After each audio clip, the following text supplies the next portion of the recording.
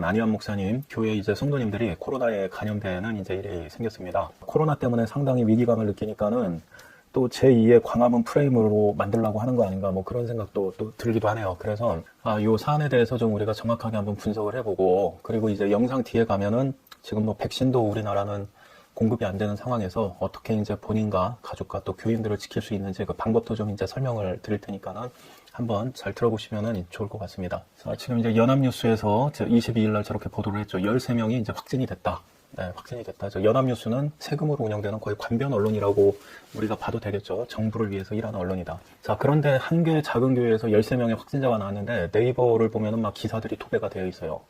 뭐 그것까지 그럴 수 있다 쳐도 심지어 아니 중대본에서 여기에다가 뭐 국민들한테 문자까지 이제 발송을 해요. 저기가 뭐 초대형 교회도 아니고 120여 명 정도 이렇게 예배를 드렸다고 하는 것 같거든요.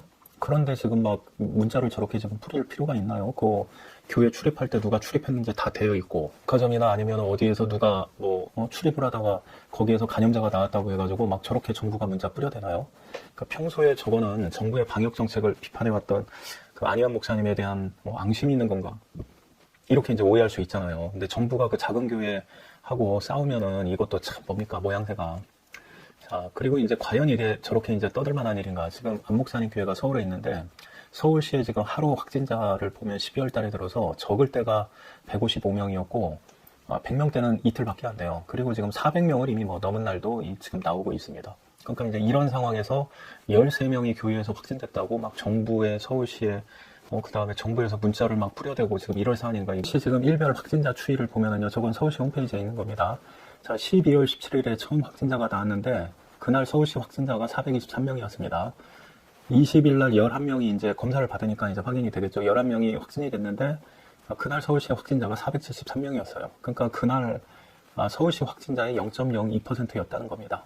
그러니 지금 뭐 저렇게 적은 비율이 나온 교회 하나를 가지고 언론사들이 떠들어대고 막 정부가 문자를 막 국민들한테 뿌려대고, 이거는 의도가 이상하다. 하루에 정부에서 1000여 명씩 확진자가 나오는 판에 그 한 개 교회에서 13명 확진자 나왔다고 이렇게 지금 정부, 언론, 지자체 막 이렇게 난리를 치는 것은 뭔가 좀 무리수가 있어 보이죠. 저런 거를 페이스북에 이제 올린 거를 봤어요. 한국이 왜 그 글로벌 음모 세력들의 그 샘플 국가, 그러니까 테스트 국가인지 알 것 같다. 언론 선동만 시키면은 전 국민이 분노의 도가니가 돼가지고 이 조종하는 권력자들이 원하는 대로 움직여준다는 거예요. 중범죄자들은 다 피해나갈 수 있다는 거죠. 국민들의 감정을 조종할 수 있으니까. 그리고 그 중범죄자들은 자기들이 피하기 위해서 잡범들, 사소한 잘못을 저지른 사람들을 제물로 삼아서 본인들의 죄를 피한다. 뭐 이분이 얘기하는 거에 100% 다 동의하는 거는 아니지만은, 그렇지만은 이제 미국에 있다 보니까는 한국인의 정서를 객관적으로 바라볼 수 있는 거겠죠. 비합리적으로 감정에 휩쓸려 가지고 막 휩쓸려 다니는 이런 특성이 이용당하기 딱 좋은 특성이다라고 하는 거를 지금 외국에 있는 사람들은 보고 있다는 거죠. 그래서 지금 기독교에 대해서 정부가 언론을 이용해서 막 여론을 조성하는 것도 이러한 의도를 가지고 있는 것이다 라고 하는 관점으로 우리가 생각해 볼 필요가 있습니다. 오늘의 주범은 누구였을까요? 네이버에 보면은 지금 문재인 대통령이 코로나 이 방역 위기, 백신 위기로 지금 계속 코너에 몰리고 있죠. 그리고 이제 정은경 청장도 마찬가지겠죠. 어제까지는 정은경 청장이었죠. 그러니 지금 겨우 13명 확진자 나온 교회 하나 가지고 막 언론이 떠들어대는 게, 저거는 좀 다른 의도가 있는 거 아닌가라고 충분히 이렇게 생각을 해볼 수 있는 겁니다. 자, 이제 기사를 보면은 방역 당국의 행정명령을 어기고 대면 예배를 한 교회에서 이렇게 나오죠.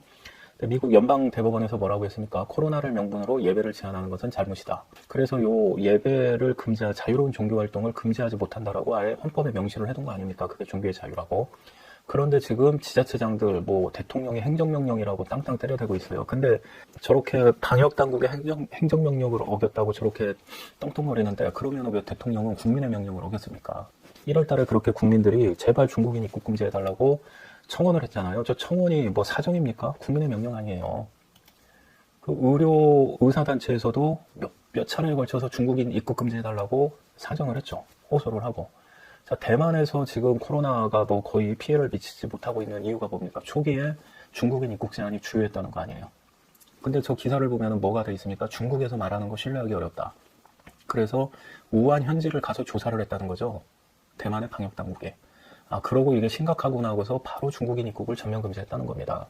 그러면은 저 우리나라 질병관리본부 정은경 청장 그 우한시에 그 역학조사관 보냈나요?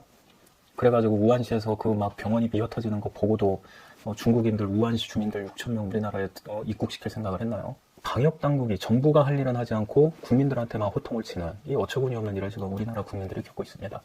박원순 시장은 그때 뭐라고 했습니까? 중국인 입국 금지는 무책임한 주장이다. 그러니까 지자체장들이나 정부가 마땅히 자기들이 해야 될 일은 안 하고 국민들한테만 왜 니들은 우리 명령 안 따르지? 이렇게 큰 소리 치고 처벌한다고 법도 만들고 난리를 치는 희한한 나라라는 겁니다. 지금 우리나라가.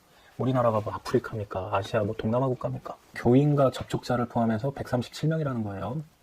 그래서 이제 양성 12명, 음성 50명이 나왔다. 62명의 검사 결과가 나왔고 이제 절반 정도가 이제 더 나올 것이다 이거죠.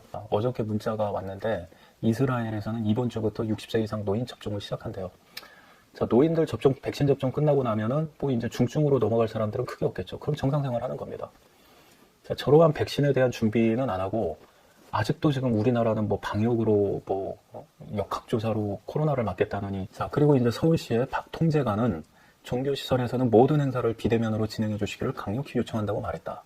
자, 그러면은 종교시설에서만 사람들 모이지 않으면 코로나가 없어집니까? 지금 저게 서울시 지하철이거든요. 사람이 너무 꽉 차가지고 차를 3번이나 보내고 탔어요. 지금 서울시가 뭐 5명 이상 모이지 말라고 그러죠. 그 지하철도 5명 이상 타면 안 되겠네요. 그거 하고 있습니까? 그러니까 지금 서울시에서 하는 거는 언발에 오줌 누기식 눈에 보이는 것만 하고 있다는 거죠. 이게 2009년도에 신종플루 독감이죠. 그게 이제 문제가 됐을 때 나온 연구 자료인데 1,300명의 출퇴근하는 사람을 조사했더니 지하철하고 버스 이용자의 99%가 바이러스에 노출이 됐다는 겁니다. 집에 있는 사람은 이제 58%만 걸리고. 그러니까 저거는 지하철 이용자는 그냥 집에 그 지하철을 이용하지 않는 사람에 비해서 그 감염 가능성이 굉장히 이제 높아진다 하는 것을 보여주고 있는 거죠. 그런데 정부 지금 서울시가 지하철 운행 중단하고 있나요? 아니면 지하철에서 거리두기 하라고 하나요? 어깨 맞대고 타고 있잖아요. 그런데 지금 교회는 뭐 1m씩 떨어져요, 마스크. 그러다가 감염되는 경우도 나올 수 있겠죠. 서울시에서 하루에 수백 명씩 감염이 되는데 그러면 뭐 그런 사람들도 이것저것 따지고 보면 방역수칙 안 지켰을 수 있겠죠. 서울시에도 감염자 나오지 않습니까? 시청도. 근데 오로지 교회만 방역수칙 안 지킨 것만 문제 삼는 거, 이거 지금 정상적인 걸까요? 자, 그리고 지금 12월 13일 기사를 보면은 서울의 신규 확진자 중에 깜깜이 감염이 28%다. 그러면은 지금 저것은 뭐 어떻게 감염됐는지도 모른다는 거 아니에요. 그냥 오로지 그냥 교회만 만만하니까는 교회만 그냥 들이잡고 뭐 이게 교회를 가지고 어떻게 책임을 전가해 볼까 하고 여론전 한번 돌려보는 뭐 그런 목적인가 생각이 되는 겁니다. 자, 우리가 캘리포니아 한번 실태를 보죠. 캘리포니아도 뭐 심하다고 요즘에 좀 보도되는 데인데, 자, 코로나 감염자용 일반 병실이 18,000개가 지금 사용이 되고 있는 중입니다.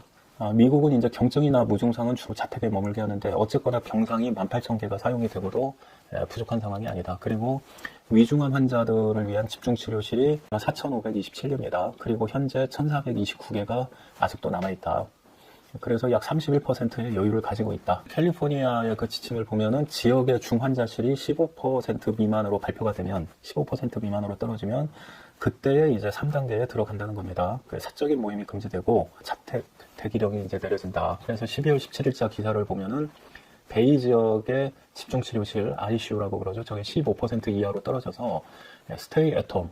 그러니까 집에 머무르는 오더가 행정명령이 발동이 되었다라는 겁니다. 자, 우리가 지금 봐야 될 게 캘리포니아에서는 그 3단계를 발동하는 기준이 그 감염자 숫자가 아니라 집중치료실 기준이구나 라고 하는 걸 우리가 염두에 둬야 되는 거예요. 코로나에 감염돼도 뭐 대부분의 사람들은 경증이거나 뭐 무증상입니다. 우리나라도 한 95%는 뭐 별로 입원을 안 해요. 자, 그러면 이제 5%가 그 문제가 되는 거죠. 그래서 5%가 이제 좀 뭐 호흡곤란 같은 거 나올 때 그냥 산소 이렇게 그냥 먹여주면은 바로 이제 또 정상화되고, 이제 그 중에서 좀 이제 심한 상태로 들어가는 사람들한테는 이제 집중치료실 ICU가 필요한 거죠. 그러니까 ICU가 이제 생명을 살리는 이제 최후 저지선인 거죠. 그래서 ICU의 숫자가 집중치료실의 숫자가 발생하는 환자를 감당할 수 없을 정도가 됐을 때 그때 이제 의료체계 붕괴라고 하는 겁니다. 환자들을 제대로 치료를 못하니까. 그래서 그러한 의료체계 붕괴를 막기 위해서 집에들 머물러서 신규 그 감염자 숫자를 줄이자, 한번 쉬어가자, 그런 개념으로 3단계를 발동을 한다는 겁니다. 자, 그러면 지금 캘리포니아의 1일 감염자 숫자가 어떻게 되냐? 최고 6만 명까지 갔고 현재는 지금 한 4만 명대다. 그리고 1일 사망자가 최고가 398명이었고 지금도 한 200 몇십 명대 이 정도 된다는 거죠. 그런데 아직도 그 집중치료실은 한 30% 정도의 지금 여유가 있기 때문에 3단계까지 이렇게 일부 지역은 들어가는 데가 있고 또 안 들어가는 데도 있고 그렇다 이거예요. 우리나라는 지금 하루 현재 감염자가 1000명대입니다. 1000명대. 뭐 미만일 때도 있고 더 많을 때도 있고. 그리고 이제 사망자가 하루에 이제 요즘 많아져서 이제 24명 이렇게 이제 나오고 있습니다. 그리고 앞으로도 한 1000명에서 1200명 선에서 뭐 향후 며칠간은 이제 나올 것이다. 물론 그 이후에 더 증가할 것으로 당연히 이제 예상을 하죠. 왜 그러냐면 누적된 무증상 감염자가 지금 폭발하고 있는 거기 때문에 아마 감염자는 계속 증가하리라고 생각이 되는데 일단 그러면 지금 서울시에 집중치료실이 몇 개냐? 저는 이 기사를 보고 깜짝 놀랐는데요. 서울시가 62개밖에 없다는 겁니다. 그래서 현재 병상 가동률이 82.6%다. 자, 그러면은 뭐 15%까지가 얼마 3%밖에 안 나온 거죠, 저때. 그러니까 지금 서울에서 저게 그 며칠 전 기사니까 서울에서 지금 뭐 병상 대기하다가 사망했다 이런 얘기가 그래서 나오는 거죠. 지금 우리가 지금 캘리포니아주하고 한번 비교를 해보자 이겁니다. 캘리포니아주의 인구가 3,950만이에요. 서울시가 지금 977만 명입니다. 그리고 이제 캘리포니아주의 집중치료실이 4,527개인데 서울시의 집중치료실은 62개밖에 안 돼요. 캘리포니아주의 인구 대비 집중치료실 그 숫자를 비율을 만일 그대로 적용하면 서울시는 인구가 1000만이니까 한 1000개 정도는 ICU가 있어야 되는 거 아니겠어요? 그러니까 집중치료실이 한 1000개 정도는 있어야 되는데 준비는 62개밖에 안 해놨다는 겁니다. 그러니까 숙제를 안 해놨다는 거죠. 지금 서울시하고 정부가. 숙제를 안 해놓고 난리 났습니다. 큰일 났습니다 하고 집에서 나오지 마세요. 가게들 문 닫으세요. 교회 모이지 마세요. 이러고 있다는 겁니다. 아니 자기들이 그렇게 지금 뭐 해외에도 1200억을 지원을 하느니 뭐 여기 코로나 추경이라고 지금 몇 조를 썼습니까? 병상을 확보해 놓으면 되잖아요. 사람들 죽지 않도록. 그러면 최대한 정상생활 할 수 있도록 할 수 있는 거 아닙니까? 경제난이 벌어져가지고 자살하고 교회를 못 가게 하니까 교회 와서 정서적으로 위로받던 나이 드신 권사님들이 자살한다는 소리가 서울에서 들려요. 그 죽은 거 다 지금 서울시장, 문재인 대통령 책임져야 될 거 아닙니까? 그 사람들 생명에 대해서. 왜 캘리포니아하고 비교해서 우리나라가 지금 동남아시아나 아프리카 수준도 아니고 왜 6%밖에 준비를 안 해놨냐 이거예요. 1년이 다 지나가는데. 그래놓고 무슨 K방역 잘하고 있다라고 그 자랑질만 하고 있느냐 이거죠. 그러니까 우리나라의 지금 방역이 정상적인 방역이 아니었다라는 겁니다. 자, 질병관리본부가 2010년에 그 만든 용역보고서인데 신종 인플루엔자 신속봉쇄 전략의 효과평가다. 외국에 2009년도에 우리나라에 그 신종플루가 들어가서 76만 명이 감염되고 276명이 사망을 했죠. 그래서 그러한 감염병이 외국에서 유입이 될 때 어떻게 대응을 해야 되고 그럴 경우에 어떤 효과가 있겠는가라고 저렇게 이제 용역 보고서를 연세대학교 산학협력단에서 만든 겁니다. 자, 비의학적 개입 효과에 따른 환자 발생이라고 하는데 저거는 치료제나 백신이 없을 때 마스크라든가 사회적 거리두기, 그 다음에 이제 지역 봉쇄, 뭐 영업을 못하게 한다든가 교회 모이지 못하게 한다든지 어떤 행사를 못하게 한다든가 그런 거를 통해 가지고 한 20%가 줄어든다고 가정할 때 감염자 수가 최고가 되는 시점이 3개월이 지연이 된다는 거예요. 그리고 누적 발생 환자 수가 2,300만에서 1,600만 명으로 줄어들게 된다는 겁니다. 자, 그러면은 저 비의학적 개입 효과가 20%가 아니라 50% 정도 되면은 저 기간이 좀 더 연장이 될 수 있겠죠. 근데 이제 저걸 통해서 우리가 알 수 있는 게 뭡니까? 마스크를 쓰고 사회적 거리두기를 하고 지역 봉쇄를 하더라도 결국은 천천히 감염되는 속도가 좀 천천히 완만하게 이루어질 뿐이지 결국은 다수의 국민이 다 감염이 되는구나. 이걸 우리가 지금 알 수 있는 거죠. 그러니 저 사회적 거리두기니 저 마스크 쓰기니 하고 있을 때 숫자가 적으니까 우린 백신 안 맞아도 돼 라고 하는 게 아니라 그 기간 동안에 백신하고 치료제를 얼른 준비해서 확산되는 시점이 도래하지 못하도록 막는다. 이런 생각을 가져야 된다는 겁니다. 지금 뭐 마스크 쓰기를 아무리 강조를 하지만은 지금 저 질병관리본부에서 배포한 자료를 보더라도 감염된 사람하고 감염되지 않은 사람이 마스크를 쓰고 있으면 감염률이 1.5%예요. 뭐 천천히 감염이 되겠죠. 그런데 뭐라고 해놨습니까? 밑에 정확하게 쓰고 있지 않으면은 착용하지 않은 것과 동일하다. 근데 지금 그 마스크를 정확하게 쓰려고 하면은 KF94 마스크 가지고 그거를 목 뒤에까지 고리까지 묶어야 되는 거죠. 근데 우리나라에서 지금 그 고리까지 묶어가지고 마스크 쓰고 있는 사람 얼마나 됩니까? 정부에서도 여름에 KF94 마스크가 아니라 그거를 지금 쓰게 하면서 우리나라의 감염자가 갑자기 급증해버렸죠. 그러니까 정부조차도 지금 마스크에 대해서 제대로 된 지침을 주지 않아서 이런 일이 지금 초래가 됐는데 지금 코로나 바이러스의 그 크기가 0.1에서 0.2 마이크론이라는 겁니다. 자, 그런데 KF94 마스크가 0.4 마이크론을 94% 차단한다는 거예요. 그러니까 그거보다 더 이제 일반 마스크는 뭐 훨씬 더 차단 효과가 떨어지죠. 그러니까 코로나 바이러스가 침에 묻어가지고 나올 때 뭐 5 마이크론 이제 이상이다 뭐 그렇게 하는데 그래서 이제 마스크를 차단한다고 하는데, 미국이 지금 뭐 감염자가 폭증한 상태인데 마스크 착용률은 여름에 비해서 훨씬 더 높아졌죠. 6월 달에가 71%였고 8월 이후에가 80%입니다. 그런데 그렇게 마스크를 써도 감염자는 계속 증가하죠. 결국은 이게 시간이 지날수록 저렇게 다 증가할 수밖에 없기 때문에, 그래서 트럼프 대통령이 봉쇄가 해결책이 아니라, 사회적 거리두기가 해결책이 아니라 백신이 해결책이다라고 그렇게 서둘렀던 거예요, 백신을. 자, 저것은 이제 그래프입니다. 비의학적 개입으로 감염력이 20% 감소할 때 1일 감염자 수 해가지고 하루 최대치가 138만 명까지 나온다는 겁니다. 저 감염력이 이제 감소하는 효과가 이제 더 커질 때, 저 1일 최대치가 138만 명에서 더 이제 줄어들 수는 있겠죠. 저 비율이 뭐 절반으로 떨어진다든가. 1일 신규 최대 감염이 20만 명도 될 수가 있다. 자, 그런데 이제 저거는 말 그대로 시간을 늦출 뿐이지 저 추세를 늦추는 건 아니다라는 겁니다. 그러면 지금 현재 우리나라가 전체적으로 얼마나 감염이 돼 있을까? 정부가 아직도 믿을 만한 항체 검사 결과를 내놓지 않죠. 항체 검사라고 하는 거는 코로나 바이러스가 몸에 들어오게 되면은 그 코로나 바이러스하고 싸우는 면역력에 의해 가지고 항체라고 하는 게 만들어집니다. 그래서 경증이나 무증상일지라도 코로나 바이러스에 일단 감염이 된 사람들은 그 항체를 발견할 수 있고, 그걸 통해 가지고 이 지역의 사람들이 전체적으로 얼마나 감염이 됐구나 그 비율을 확인할 수가 있는데, 우리나라 정부는 지금까지 서구와 달리 아직까지 또 제대로 된 항체 검사 결과를 내놓고 있지 못하죠. 그거는 뭐 거의 의도적이라고 생각이 되죠. 의도하지 않게 정부가 광화문에 참가했던 사람들 전부 다 검사받아라라고 강요함으로써, 그 광화문에 왔던 전국에서 이제 다 왔지 않습니까? 그 전국에 온 사람들을 보니까는 확진자 비율이 0.81%가 나오더라는 거예요. 그러니까 이 광화문에서 감염이 됐으면은 잠복기가 한 5일에서 2주일 지난 다음에 이제 코로나가 그 검진이 돼야죠. 근데 이제 그 직후에 바로 이렇게 감염이 확인이 됐다고 하는 거는 광화문에 오기 전에 이미 자기 동네에서 감염이 돼 있는 상태였다는 거죠. 자, 그래서 그거를 가지고 우리나라 인구의 0.81%를 곱하면은 42만 명이 이미 우리나라에 감염이 된 상태일 수 있구나라고 추정할 수 있다는 겁니다. 9월에. 그때 우리나라 확진자는 2만 명이었거든요.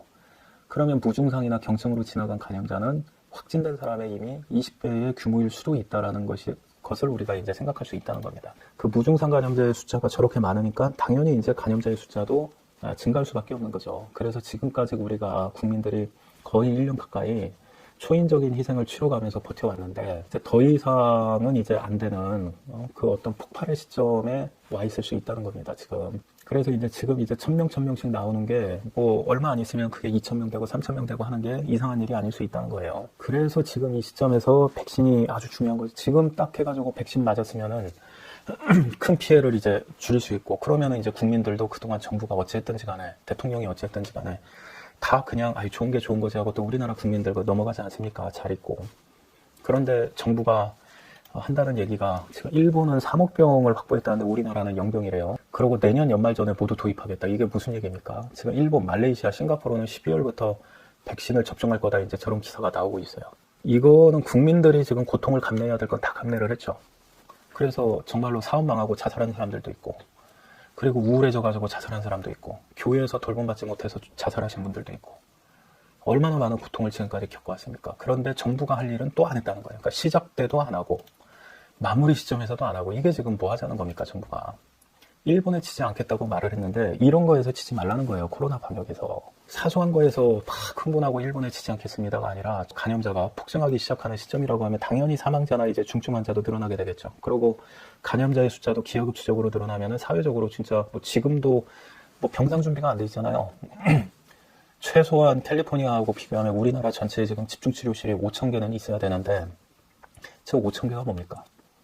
그러니 저 국민 여러분 나오지 마십시오. 그러니까 캘리포니아 수준에서 한국이 지금 감염자 조금 나왔다고, 자영업자들 다 문 닫고 돌아다니지 말라고 하는 거 보면 기가 막힐 노릇이죠. 지금도 캘리포니아 주지사, 주민 소환한다고 주민들이 난리치고 있는 판인데, 우리나라 대통령하고 서울시장 지금 뭐 하고 있냐는 거예요. 지금 문재인 대통령이 과거에 뭐라고 얘기했습니까? 정부가 메르스 슈퍼 전파자다. 대통령 사과해라 그랬죠. 그런데 지금 저렇게 코로나를 부실하게 대응하면서 뭐 하고 있습니까, 본인들은? 우리가 영웅이니 막 승진잔치하고 우리가 잘하고 있다고 국제사회에 막 자랑하고 다니고, 이게 지금 자랑할 노릇이냐고요. 이렇게 자랑을 해놓고 났으니까 이제는 더 국제망신감이 된 거죠. 그래서 지금 현재 정부가 또 교회 하나 붙여놓고, 안희환 목사님 교회 확진자 13명 나오니까 지금 또 나발을 불고 던지고 받고 막 떠들어대고 있는데, 기사를 보면은 이제 국민들은 또 열받죠. 우리나라 국민들이 워낙 감정적이다 보니까 그러한 감정을 이용하는 정치인들이 나쁘다는 겁니다. 간염된 국민과 교회는 정부의 배임, 책임을 방치한 것과 무능에 의한 피해자이지 가해자가 아니라는 겁니다. 대만의 총통은 2월 달에 성명을 내는데 국민들끼리 서로 비난하지 마십시오라고 하더라고요. 그때는 그게 무슨 의미인지 잘 몰랐는데 지금 이 정부가 하는 거를 보니까 자기들의 잘못은 한 번 사과도 안 하면서 국민들한테 저 사람 때문에 감염되고 있다, 저 교회 때문에 감염되고 있다, 이런 식으로 여론을 조성해서 국민들 간에 상호 간에 싸우게 만들죠. 그러면서 자기들은 쓱 빠져나가고 우리가 벌해줄게요 하고 처벌법이나 만들고 있고, 이게 어떻게 책임 있는 정부라고 할 수가 있겠습니까? 정말 이런 정당은, 이런 정치인들은 공직을 맡으면 안 되는 사람들이에요. 자, 그리고 이제 언론이 자꾸 이제 그 기독교에 분열을 일으키죠. 어떻게든 교회가 약화돼야 차별금지법 제정하니까 교회에 모이지 못하게 해서 코로나 명분으로 교회를 계속 약화시키고 있죠. 그리고 국민들한테 코로나 가해자다라는 인상을 줘서 국민들하고 그 다음에 이제 지역민들하고 교회가 사이가 멀어지게 만들고, 그리고 이제 또 교회 내에서도 싸움을 붙이죠. 뭐 정광훈 목사하고 그 다음에 이제 기타 교계 지도자들하고 그 사이를 이제 벌어지게 하는 그렇게 이제 이용하는 것도 있고, 그리고 또 얼마 전에는 언론에서 그 합동 교단장이 사과를 했다, 이렇게 이제 발표가 나왔죠. 그래서 또 굉장히 또 이제 분노들을 했죠. 그래서 아니 어떻게 그럴 수 있냐고. 근데 이제 나중에 그러려니 했는데 나중에 페이스북에 어떤 분이 기자회견문을 읽어본 다음에 오해였음을 알고 이제 글을 삭제했다라는 이제 이 내용이 올라온 거예요. 그래서 이제 그 내용을 읽어봤더니 이 기자회견을 했던 목적이 코로나 때문에 한 게 아니라 합동총회에서 뭐 미래전략본부를 개설하고 총회 콘텐츠 개발원을 두고 그 다음에 유튜브 방송을 개설한다. 근데 이 목적이 배경이 뭐냐? 한국교회가 시대정신과 가치를 제시하지 못했고 사회적 책임을 다하지 못했고 리더십을 세우지 못했다. 그 얘기였거든요. 코로나 때문이 직접적인 내용이 아니었어요. 원론적인 얘기를 했는데 기사 제목에 코로나에 대해서 사과를 했다 이렇게 나와버리니까, 안 그래도 지금 정부에 의해 가지고 자꾸 코로나 가해자라는 프레임에 열받아 있던 목사님들하고 이제 기독교인들이 다 열받아 버려서 막 공격을 했던 거죠. 그러니까 이거를 보면서 이게 기독교 안에도 또 지속적으로 이렇게 분열을 유도할 수가 있겠구나, 그 생각이 들더라고요. 그래서 이제 언론에서 이제 그 교계에 대해서 어떠한 방역성을 가지고 기사나 보도를 할 때 좀 그걸 차분하게 생각할 필요가 있다는 그런 생각도 듭니다. 외부의 적에 신경을 써야지 상호 간에 분열하고 싸우고 책임 전가하게 만드는 그런 행태에 넘어가서는 안 되겠다. 자, 그러면은 지금 정부가 아스트라제네카를 뭐 계약을 했느니 어쩌느니 하는데 그 아직 3상 단계가 외국에서 끝나지도 않았거든요. 근데 그거를 끝나지도 않은 백신을 국민들한테 맞히겠다고 그러는데, 그 박성현 씨가 잘 지적을 했죠. 영국의 그 제약사 아스트라제네카 입장에서 그걸 허용을 하겠느냐. 그러다가 3상이 안 끝났는데 그 백신 맞고 한국 국민들이 대거 문제가 발생하면은 그 제약사가 앞으로 세계에 마케팅을 할 수 있겠습니까? 책임 있는 제약사로서. 지금 뭐 이런 상황인데 그 사이에 이제 스스로 몸을 지키는 수밖에 없죠. 지금 이제 연구된 결과들을 보니까 비타민 D가 충분하면은 코로나 사망 위험이 감소한다. 뭐 이런 결과가 9월에 이제 나왔어요. 사망률이 뭐 51%로 낮아지더라. 코로나 양성이 나오는 그 확률도 이제 적더라는 겁니다. 그리고 이제 10월 달에 또 추가적인 연구 결과가 나왔는데 코로나19 발병의 80% 이상이 비타민 D가 결핍인 사람들로 나타났다. 그러니까는 뭐 비타민 D가 백신은 아니지만은 비타민 D가 면역하고 관련이 돼 있는 거니까 그게 몸의 농도가 충분하다면은 코로나 바이러스에 이제 지는 것을 막는 효과가 있는 거 아니냐. 그런 걸 우리가 예상할 수는 있겠죠. 그러니까 비타민 D라도 열심히 먹어두자. 뭐 이제 이게 지금 백신도 없는 현실에서, 감염자는 계속 드러날 현실에서 스스로 몸을 지킬 수 있는 그러한 수단이 되겠죠. 뭐 고용량 요법으로 뭐 1일에 뭐 2,000 IU 이상을 이렇게 먹으라 하는데, 그거는 여러분들이 좀 찾아보시면은 마트 같은 데 가도 요즘에는 다 파니까. 그래서 비타민 D하고 아연 같은 경우는 코로나 바이러스가 몸에 들어와서 복제하는 것을 막아주는 그런 효과가 있다고 그러죠. 그래서 트럼프도 이제 저걸 먹었다고 그러죠. 아연, 비타민 D. 그리고 이제 멜라토닌이라고 하는 것은 보니까 당뇨라든가 이런 기저질환자들의 그 코로나 감염 시에 그 위험하게 되는 거를 뭐 절반 정도 낮춰준다. 뭐 이런 내용을 어느 의사 선생님이 유튜브에서 방송을 한 것 같아요. 그러니까 저러한 것들을 가지고 스스로라도 일단 백신이 없는 시기를 견뎌야 될 것 같다. 그래서 교회면은 교회 어르신들 있잖아요. 그 어르신들한테 뭐 비타민 D 하나라도 이렇게 좀 충분한 비타민 D라도 교회가 공급을 해서 어르신들이 어려움에 듣지 않도록 하면은 좋을 것 같고, 그리고 뭐 지역사회, 이번에 이제 크리스마스 때 또 여러 가지 지역사회 공헌을 교회는 또 하는 데들이 있을 거 아닙니까? 그럴 때 그 지역의 어르신들한테 그 비타민 D가 이런 효과가 있는 거니까는 이걸 드십시오 하고 전달해 드리는 것도 좋을 것 같아요. 그리고 좀 큰 교회에서 또 작은 교회들 돕는 그런 일들이 있는데 저 비타민 D 정도라도 이렇게 공급을 해주는 것도 좋을 것 같습니다. 뭐 비타민 C 같은 거야 호흡기 질환에 좋다고 알려져 있으니까. 그 에베소서에서 그 마귀의 관계에 대해서 나오죠. 그 마귀의 관계가 어떻게 나타나느냐? 통치자들과 권세들을 통해서 나타난다는 겁니다. 이 세상 주관자들. 이거를 지금 현대적 의미로 보면 통치자들과 권세들이 누구예요? 세상 주관자들. 그 대통령이고 지자체장이고 정당이고 정권이고, 그죠? 그리고 이 세상에 있는 주관자들, 영향력을 가지고 있는 세력들, 언론이고 뭐 이런 거 아니겠어요? 우리가 싸워야 될 대상이 뭐 전부 다 뭐 그러한 눈에 보이는 대상만은 물론 아니지만은 어쨌거나 그 하늘에 있는 악의 영들이 이 땅에서 자기들의 그 교회를 억압하고 기독교인들을 박해하는 일을, 그 다음에 하나님을 모욕하는 일을 할 때 쓰는 도구들이 언론과 정치 권력이다. 그래서 그것에 대적하기 위하여 우리가 전진갑주를 취할 필요가 있다. 그리고 정말로 그 목회자들이나 기독교인들이 이렇게 우리를 모욕하는 정치인과 정당에는 투표하지 않겠다라고 그거를 다 선언을 하고 서명을 하면은 정말 무시를 하겠냐 이거예요. 정치 권력이 그냥 교회를 짓밟게 놔두고 있는데 결국은 그 피해의 1차적인 그 대상자가 누가 되겠어요? 교회를 그 경영해야 되는 목회자들 아니겠습니까? 그래서 이거를 우리나라는 이제 정치 권력이 너무 과잉돼가지고 다른 분야를 전부 다 압도하는 이런 경향이 있는데, 그래서 이 정부 권력은 작은 게 좋은 겁니다. 그래야 국민들이 편안한 거예요. 정부가 우리가 당신들의 모든 것을 행복하게 해주겠다고 하려면은 거대해져야 되죠. 힘이 커져야 되죠. 돈도 많아요.